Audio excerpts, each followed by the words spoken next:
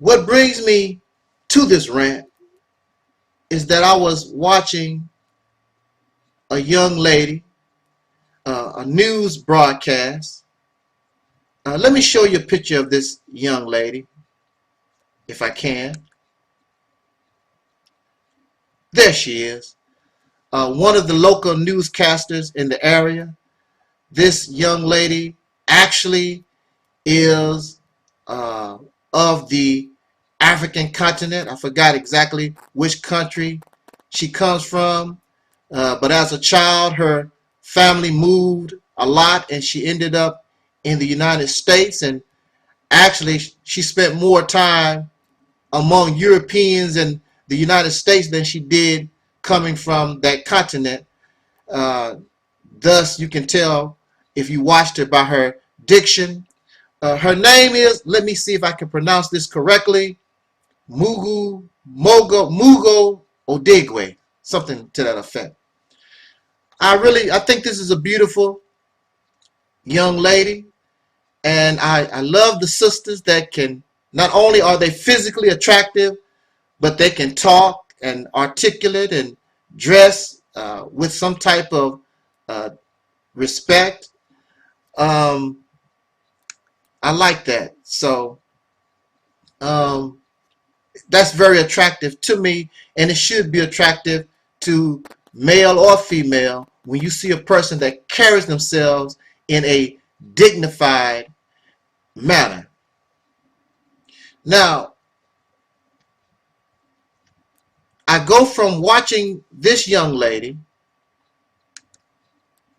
and I decide to check my subscriptions on YouTube, and then there is this video somebody made, and I guess it's supposed to be very positive,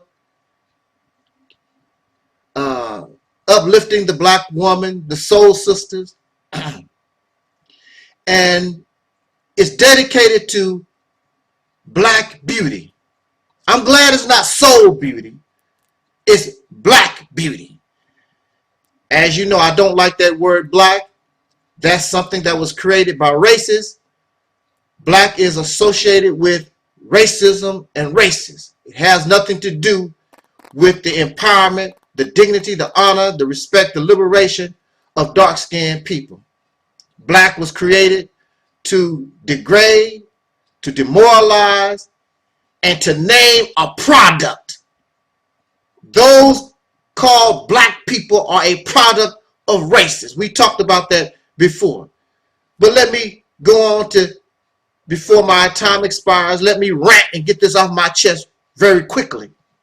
What really upsets me, why, not only on YouTube, but on Facebook and other social media, I understand the intent by certain men, and I guess men are the one who's making these videos. It could be sisters also, but I really doubt it. Women, well, women do like looking at women nowadays.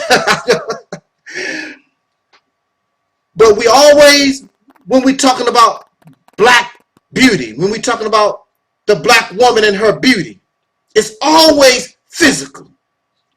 And so this video, I went from watching this sister, this beautiful lady, I went from watching her to a video showing the soul sisters who are lost, running up and down the runway, fashion runway, whatever it is, you know, in these bikinis and these underwear. You got, of course, you got that little string between the crack of your butt and all that type of thing. Let me make something perfectly clear. As a man, you are attracted to a woman's physical appearance, her breasts, her backside, her legs, her thighs, and so forth. That's natural. However, as a man, listen to me.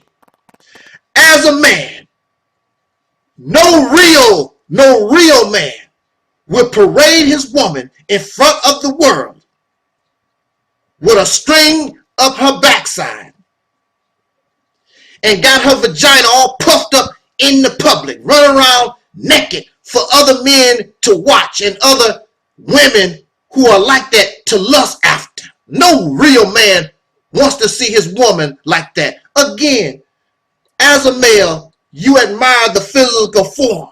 But as a man, you want to protect that woman. You want to protect that form. You want to be jealous. You don't want the world to see what I'm getting.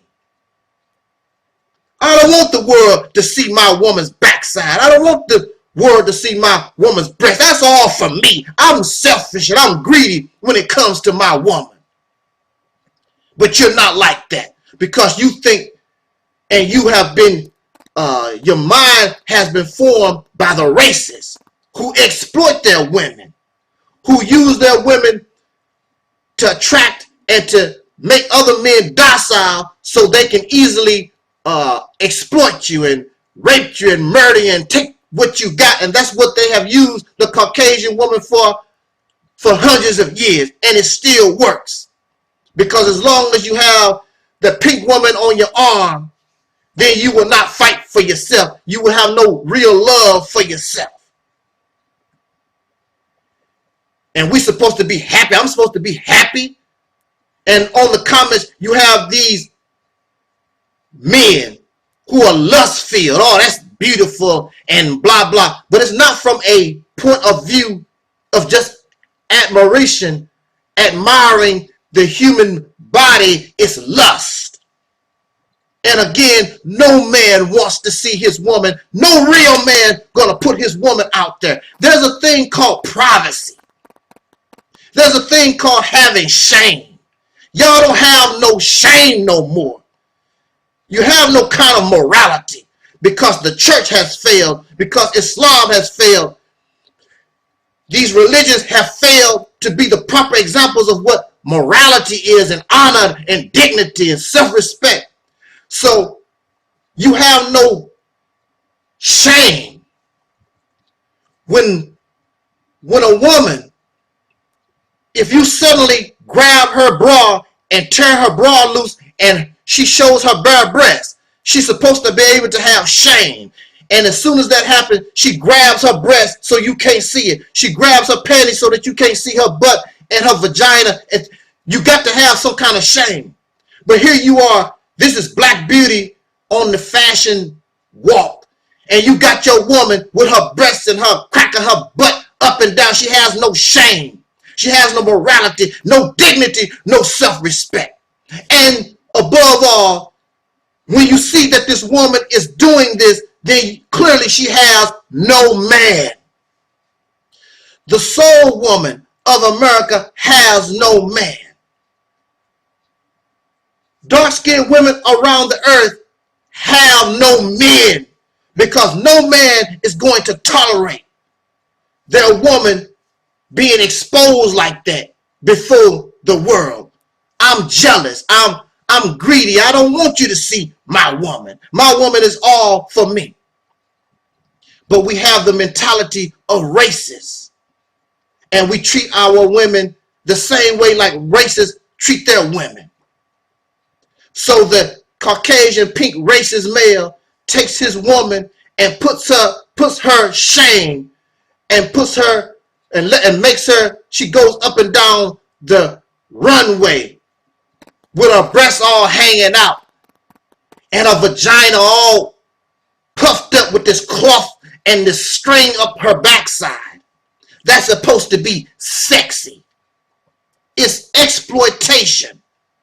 It's exploitation in the guise of sexy. We need to put, if you want to show the beauty of black women, why don't you show our sisters who dress with dignity, with self-respect, who are not lost, who are not going to allow themselves to be exploited by no man, whether it's her own man or some alien man. Sisters would show their creativity in these thoughts and their fashion sense and their clothes on showing who they are and express themselves. But you know, when you have somebody, when you make them take their clothes off, one of the things that an abuser does to shame you, take your clothes off. Show your shame. Because see, this is private. This is something that's supposed to only belong to you and the one that you close to, the one that you love. But an abuser, a criminal, in order to shame you, because I run this, to make you submit and bow down to them. And this is what it shows, that the woman has bowed down and submit to an ignorant man who exploits her for his purpose. And he may give her $100,000, $1 million. Oh, you a supermodel.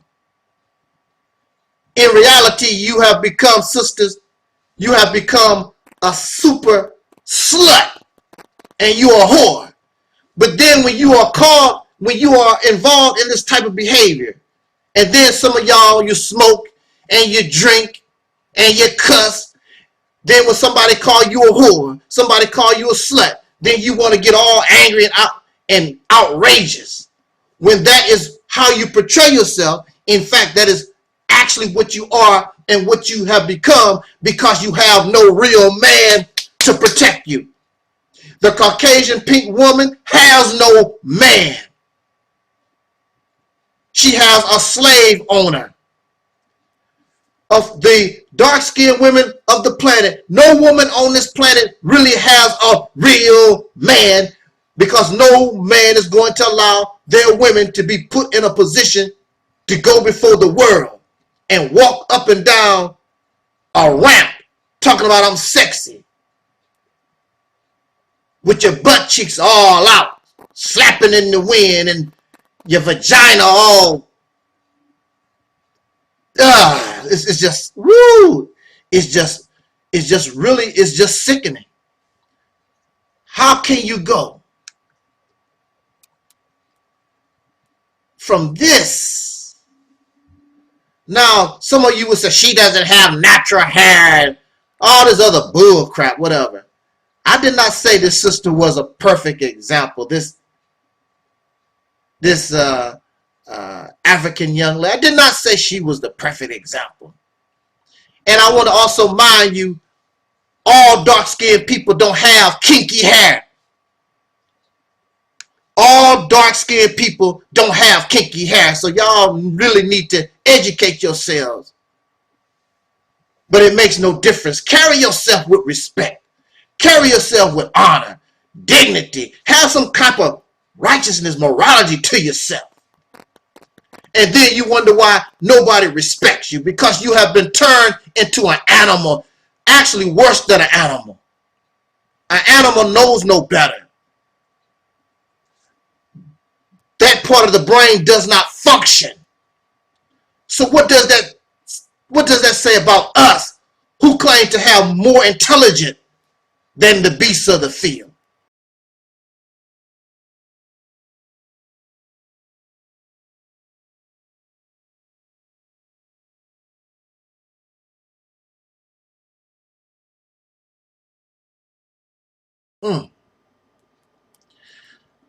I want to send a message to my little brother. Many of you on YouTube know him as Brother Ben X. I want to send a message not only to Brother Ben X, but all the members of the Nation of Islam, especially the younger people, especially the youth. I wish there was somebody like me that was around to tell me certain things. It makes no difference. This is not to cause you to dislike, question your faith, or anything of that nature.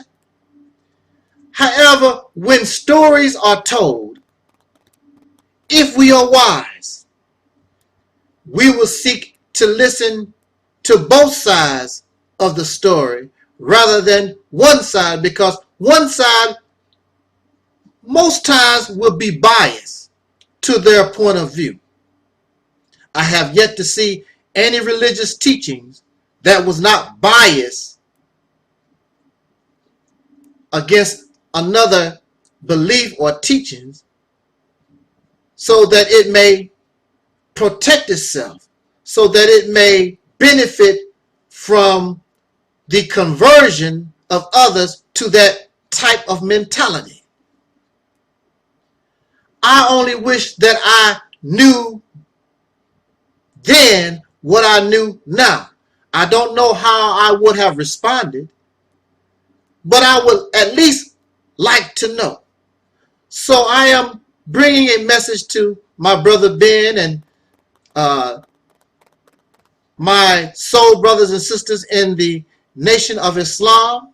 In fact, not only the Nation of Islam, but we should question and we should look into all of these things that we decide we're going to dedicate our lives to, that we believe in. We should really understand exactly what we're getting into and what the result may be if we decide to walk that path for a long period of time. I have spoken, not personally with Brother Ben X, but through the comment sections of his videos, and I believe he did come to my video. Of course, it is natural that you want to defend your leader and your teacher. But Brother Ben sort of reminds me of myself when I was his age. I believe Brother Ben is around 22, 23 years old. I myself came into the Nation of Islam when I was 17 or just recently had turned 18 years old. And I did do at least 7 to 9 years with that organization. Now, telling the truth hurts. And I'm going to tell the truth about my experience. So, of course, we will say, well, just because you feel that way, because that's your experience, don't mean it's going to happen to me. That is true. However, the word that you're talking about or that we're missing is it could happen to you. It might, meaning it could happen to you.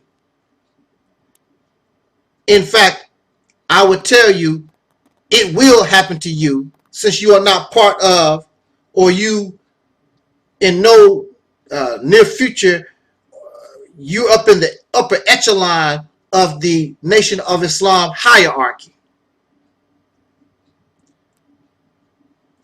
One of your problems, Brother Ben, as a young person, is that, and it was my problem, because I believe, now listen, I want y'all to listen to me, as a young man, because I was dedicated, I believe that the Nation of Islam would take care of me. As long as I follow my orders, as long as I do what I'm told, the Nation of Islam would take care of me. This would be a delusional mentality. But I didn't know any better. I was 18 years old. I always wanted to join the Nation of Islam. And I have relatives that was part of the Nation of Islam. I wanted to be part of this. The Nation of Islam was something beautiful to look at. But see, from the outside looking in is one reality. But actually being there on the inside looking out, it makes reality very clear instead of this painting for the public. It's not real. The Nation of Islam, I'm sorry, the Nation of Islam will use you, brother, will use you, sister, soul brother. The Nation of Islam, and I'm not the only one that would tell you this, the Nation of Islam will use you for whatever you can give to it. There will be no benefits to you. None. Ask anybody, what is their actual benefit? Nobody is getting nothing out of the Nation of Islam except Louis Farrakhan and those who are close, like I said, within that circle. Here I am. Now listen. Here I am, 17, 18 years old. You are my elders. I'm surrounded by all these people that's supposed to be elders. Most of these people been on their jobs 10, 20 years. They are financially stable and whatever. I'm 18 years old, just came out of high school, never really had a job or anything. Nobody, none of my elders is looking out for my future, looking out for my benefit. They are happy that I'm doing the extra work, selling newspapers, selling bean pies or whatever. Nobody's looking at what is in the best interest of me. The Nation of Islam did not encourage me to go to college, did not encourage me to go to a trade school or anything. Sell bean pies, sell finer cars. That's all I basically did. There was nobody looking. Here's your young people. The only thing you want out of me, I'm a bean pie salesman and newspaper salesman. That's all. Stand on a post. That's all I am. Something to a tool. Now, I want to tell you this. See, I can talk because I put my time in. If it was not for my work, if it was not for my time, if it was not for my sacrifice, y'all couldn't say or do nothing. I was there first. I dedicated 9 temples. I worked on 9 temples. Putting down bricks. Picking up a paintbrush. I sold eggs in the cold. I was out in the cold selling eggs, and the eggs it was so cold the eggs was freezing and cracking. I stood in front of Minister Louis Farrakhan many times, willing to take a bullet for him, so I can talk. Now, like I said, I put all this time in. Nobody's looking out for my future. Nobody's doing nothing for me. So, during my process, my maturity, I decided I no longer believed. If I stayed in the Nation of Islam, I would be a hypocrite because I would be there, but I no longer believed. So I decided that I should part from the Nation of Islam. But we're still brothers, right? I'm the same brother. I just don't believe like that no more. I'm the same brother.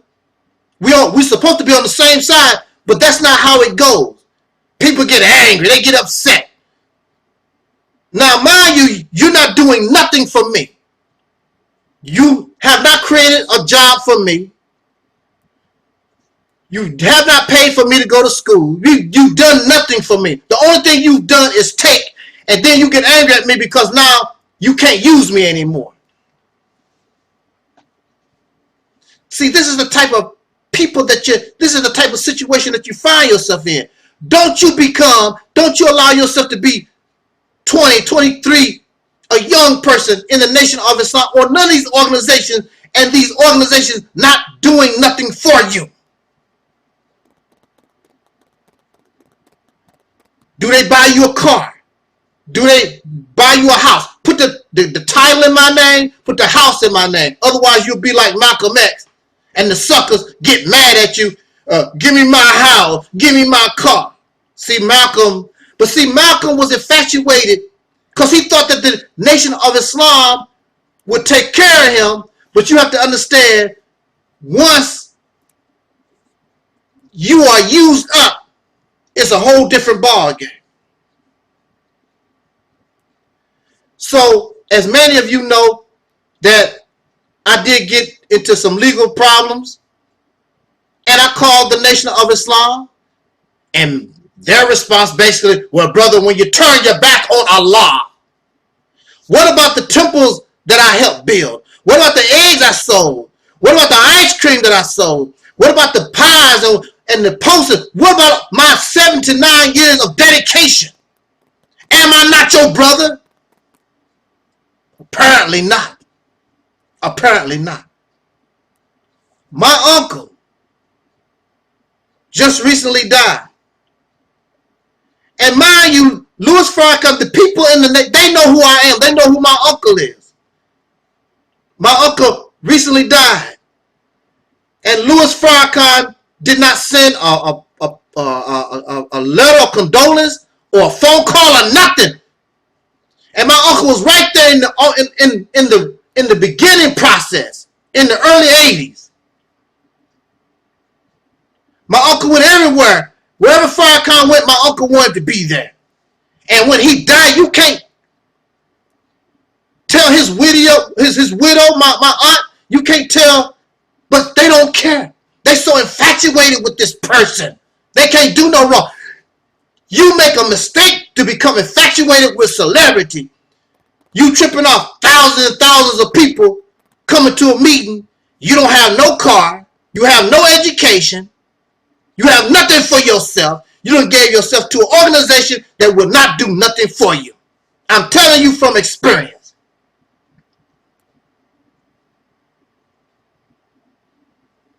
It's a good thing I got out when I did.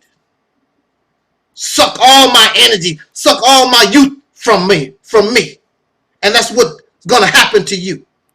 So you smiling right now and you giggling. All praises due to Allah and all like that. But as you mature, you're going to realize you're not getting nothing. And all of it is an illusion. All of it is a show. And all the effort that you gave into it, once you leave that organization, they don't care nothing about you being a brother. They don't care nothing about you being a friend. Now they hate you because you can't be used no more. How can any of you disrespect me? All the time and all the sacrifice, all that I gave to the nation. I can talk. I'm not in the wrong. Support your brother. You want for your brother what you want for yourself. But you don't practice what you preach.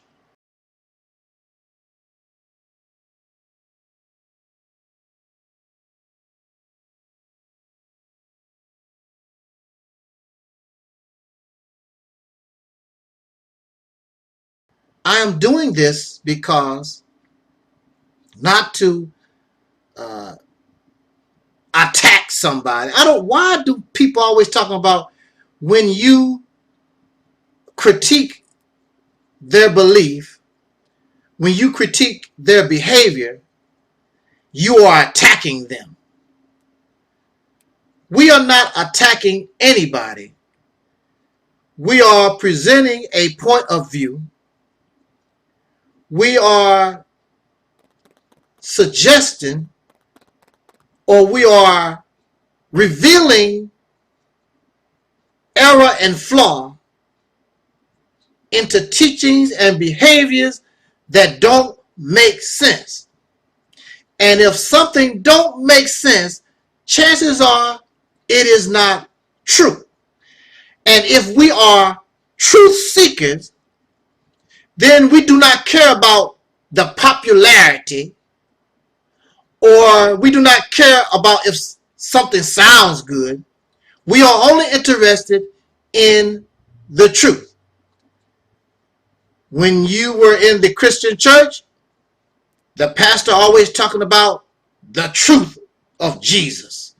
When you are part of any religion, they always talk about the plain truth. The truth is always the truth. However, if truth does not fit into their belief system, then they have a problem with the truth that they say or they claim that they seek or what they want. Now, Nation of Islam teachings, very popular. And the reason why it is popular is because of the teaching taking advantage of the oppression and the struggle of dark-skinned people in this nation. The premise is not to liberate you, but to only transfer you from one slave master to another. From the American slave master, now you're going to an Arab voluntarily. Christianity was forced upon you. Now you are going to another religion voluntarily. I am told that Islam is not a religion, it's a way of life.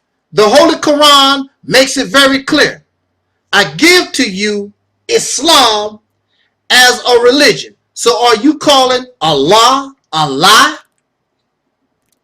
Is that what you're doing? Because in the Quran it says that the God gave you Islam as a religion, not a way of life. A way of life does not have a name. You name something because somebody created whatever. So when you have your children, you name your children. Little Akbar, little Muhammad, whatever. But a lifestyle, a way of life has no label because men did not create nature. What is the nature of a tree? What do you call it? What is the nature of a deer? What is the nature of a bison? What is the nature of a goat? What are the technical, what is the name of their life? There is none. A way of life has no name unless it was created and manufactured and fabricated by somebody and they named it Islam.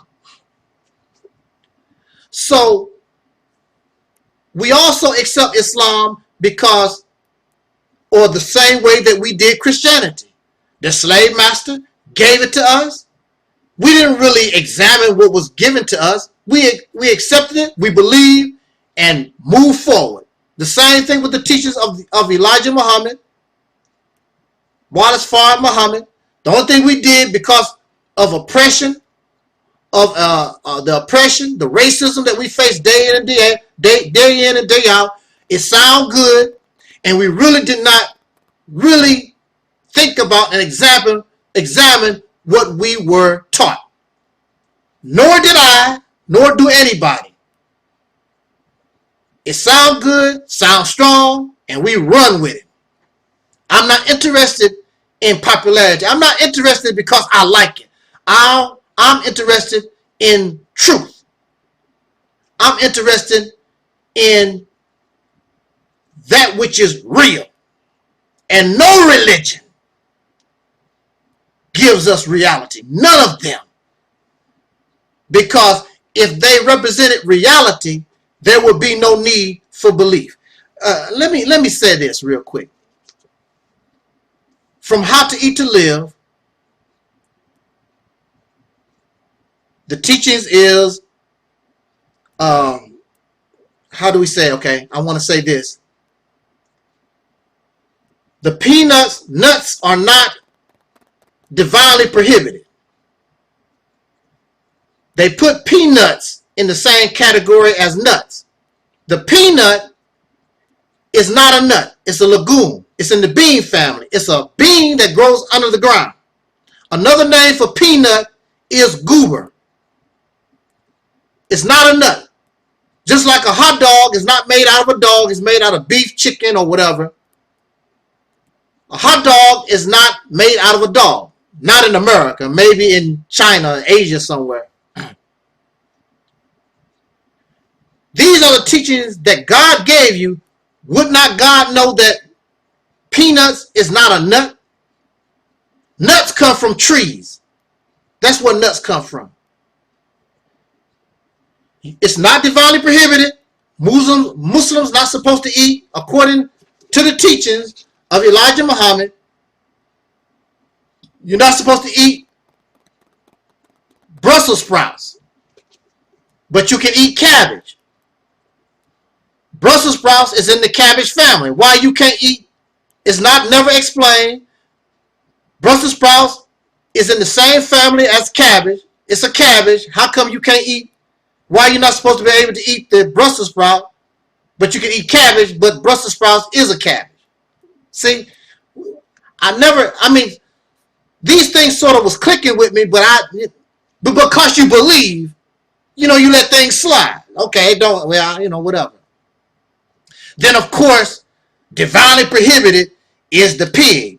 People have been eating pig for centuries. There are people who will outlive you, be healthier than you, eating pig. That's a fact.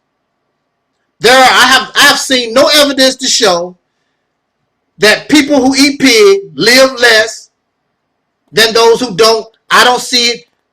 The reality and the facts is you get sick. You just get sick. That's just the bottom line. Also, the pig is supposed to be such a nasty and filthy animal, but we must remember that the pig is put in an unnatural environment. The swine, the pig, is in the hippopotamus family. And if you look and study pigs in their natural environment, you will see that most times they like nuts and berries. They always digging for roots.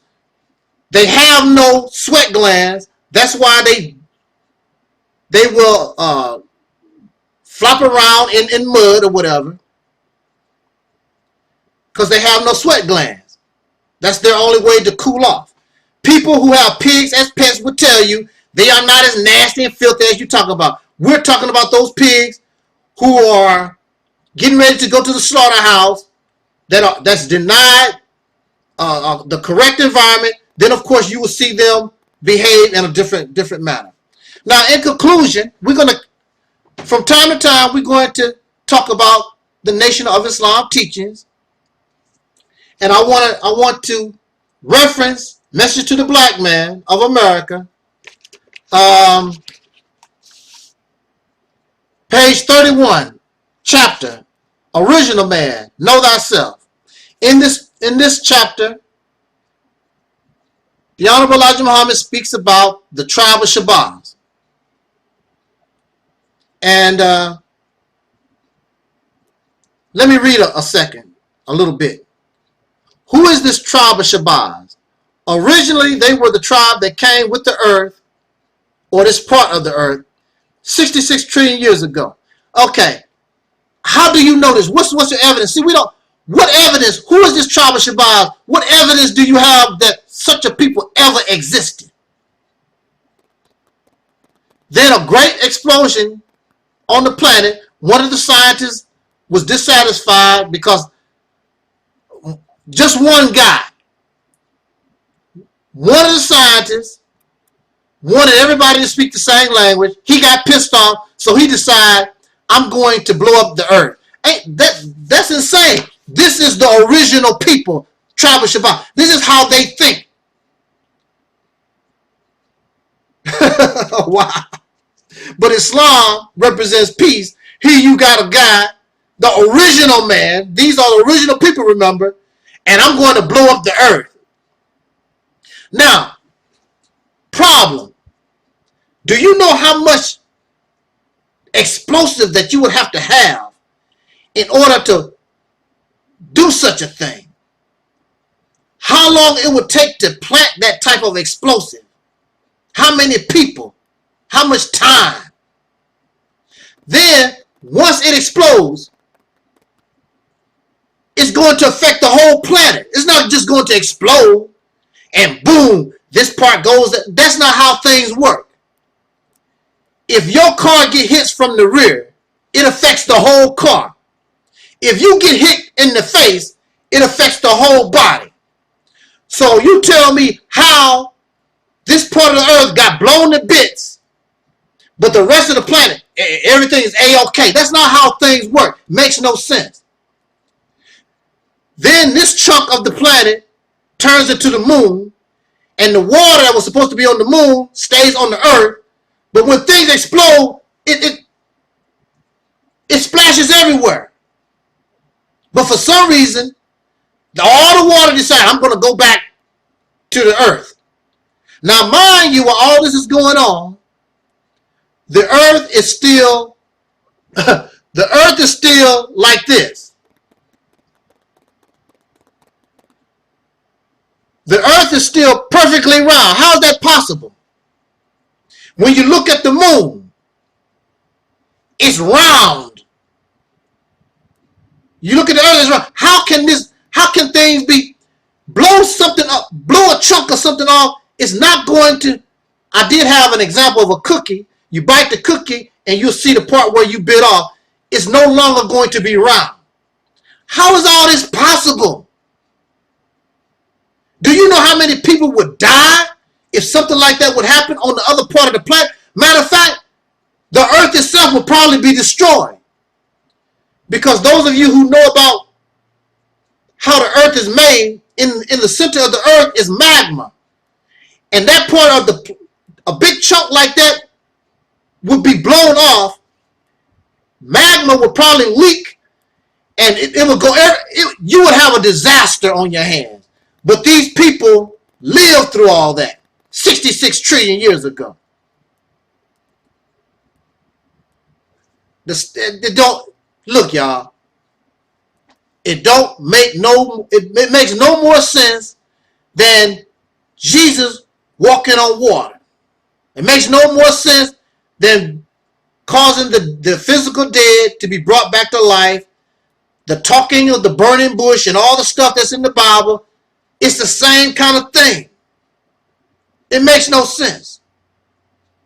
Wow. Come on. Why are you going to get angry at me? Because your teaching don't make any sense.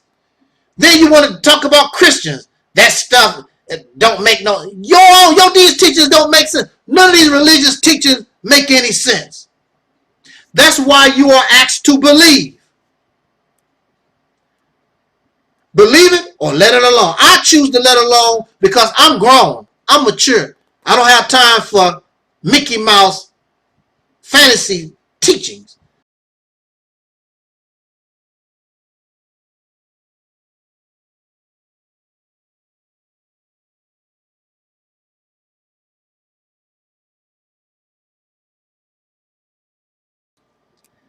Now, mind you, I was like many of you out there in YouTube land.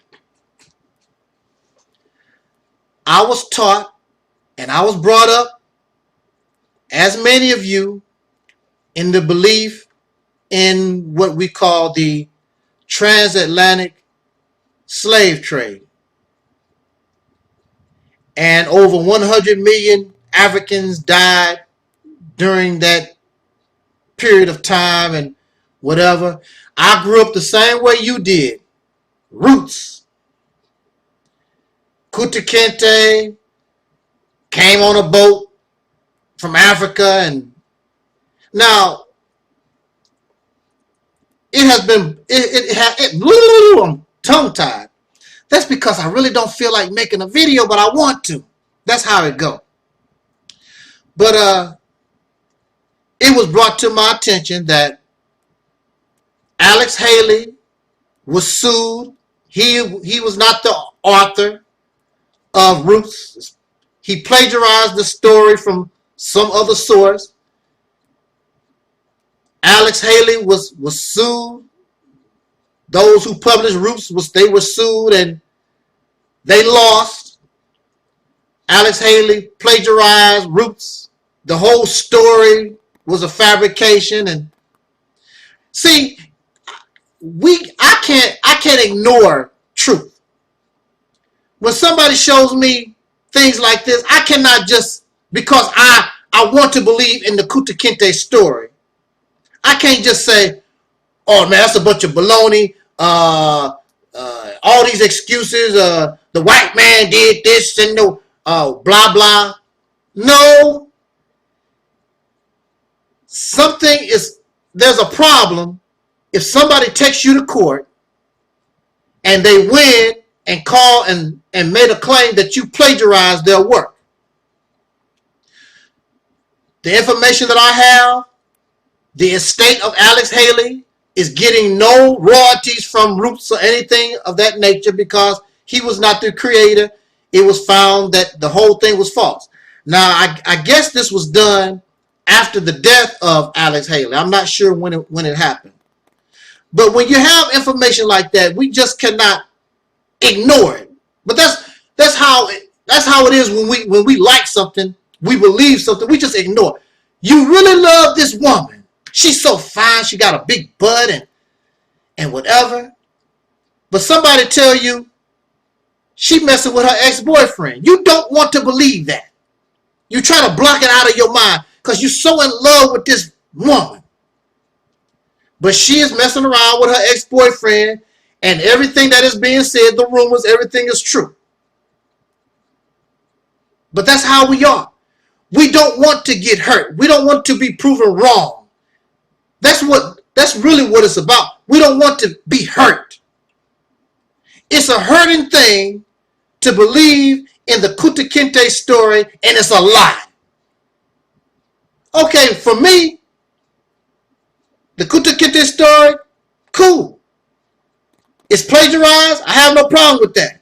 Doesn't bother me at all. Wow. Believed in that at one time. Just like this transatlantic slave trade. I don't have to make a video in detail about or present the information, the evidence. There are many videos on social media, YouTube and elsewhere, brothers and sisters who have done their research, many of them using common sense and logic also. They are disproving the transatlantic slave trade. But see, that's a story that a lot of us, we were raised on and we love.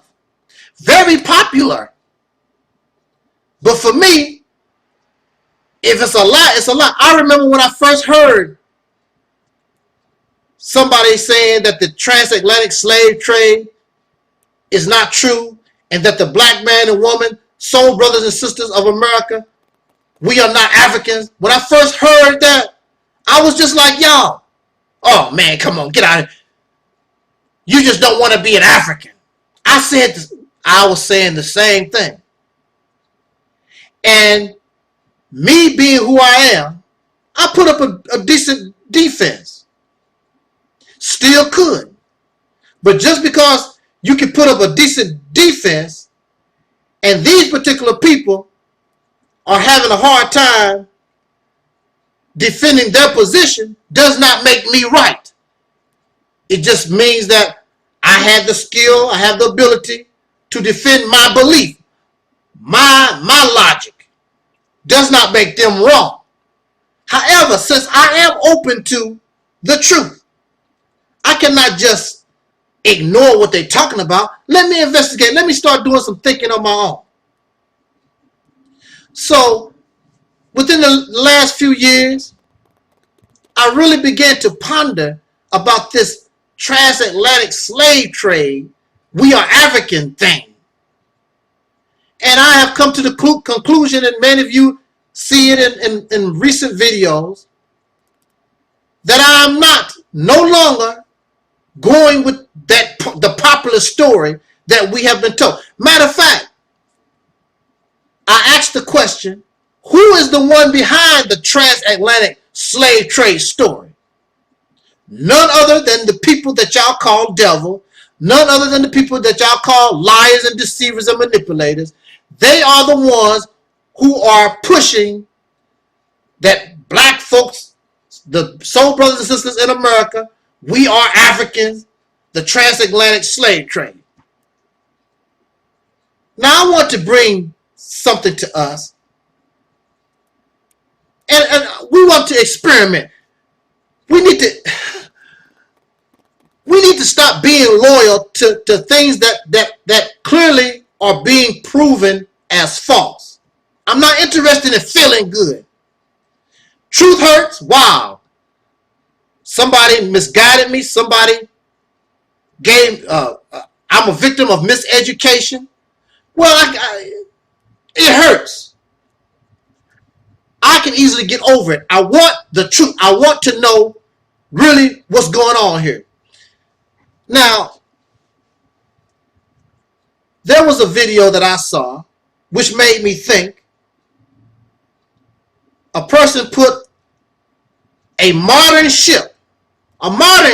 This is not from the 1600s, 1500s, 1800s. This is a modern day ship going across the Atlantic Ocean. You also have to keep in mind hurricane season. The Atlantic Ocean is probably one of the most violent oceans on the planet. Very active.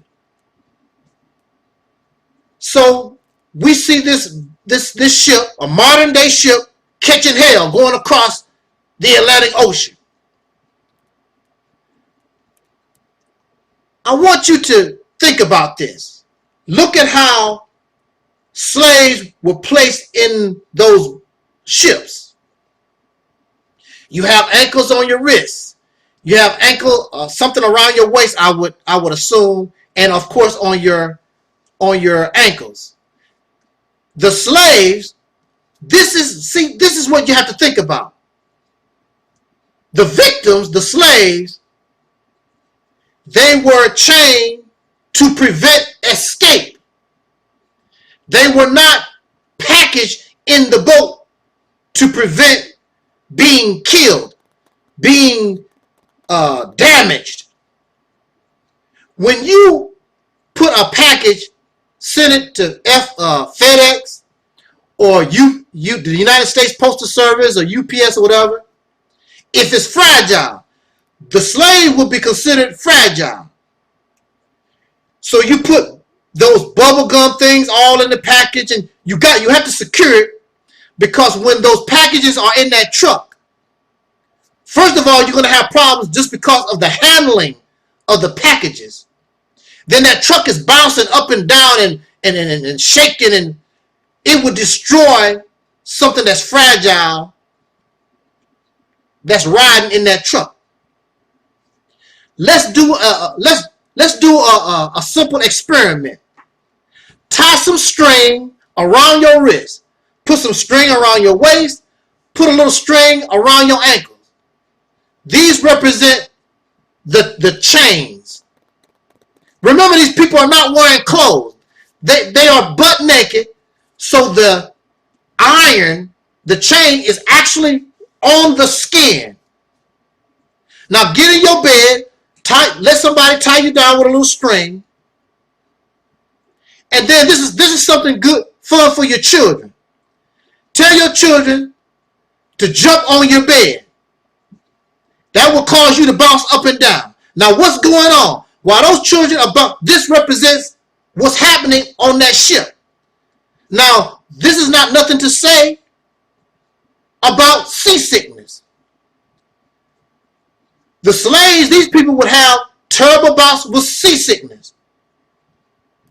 So many of them would starve from throwing up their food, and some of them would throw up because they would regurgitate their food anyway. Where is all this food being kept? So here you are, you're chained down. Let your children bounce on the bed. What will happen? You'll feel the strings around your wrists and your ankles tighten up while you're bouncing. And if it's really tight, it'll start cutting into your flesh. In fact, if the bouncing, if it's vigorous enough, if you was chained down in a boat, it will break your wrists, break your ankles, tear you to pieces. See, you have to consider, you have to take this into consideration. And these people are supposed to be traveling on a boat in this condition for months and months and months. Come on now. See, something about that's not right. Then these victims are defecating and urinating on the boat. So you also, tell your children, so get a glass of water and a wet donut that represents the feces, and get some water that represents the urine. And while your children is bouncing on the bed,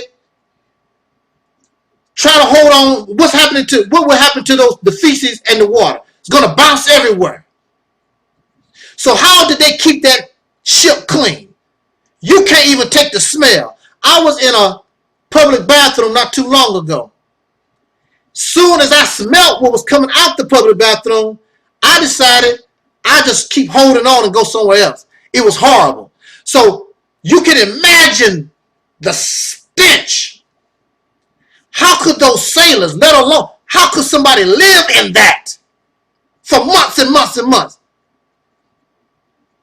The slaves definitely could not. And the Caucasian, the sailors, they couldn't tolerate no stuff like that. Bouncing around, feces and urine thrown everywhere. The people, the bodies had to be smashed and cracked up. See, I got a problem with that, because that don't make no sense. How are you going to, here you are, how could you do it? Look what's happening to you on your bed.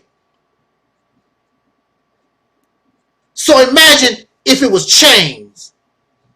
Imagine if you was defecating with 80 other people on this boat. Well, some of the slaves made it. Nobody was going to make this journey. There would be no survivors. It's too much going on. You got too much filth. You got too much ocean doing too many things. It's just the whole stuff. The whole story don't make any, it's not vibing. Who's telling the story? Who's pushing it? The racists.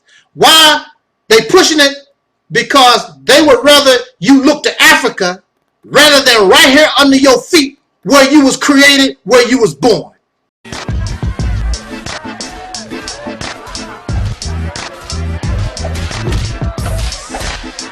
Excuse me, brothers and sisters, please.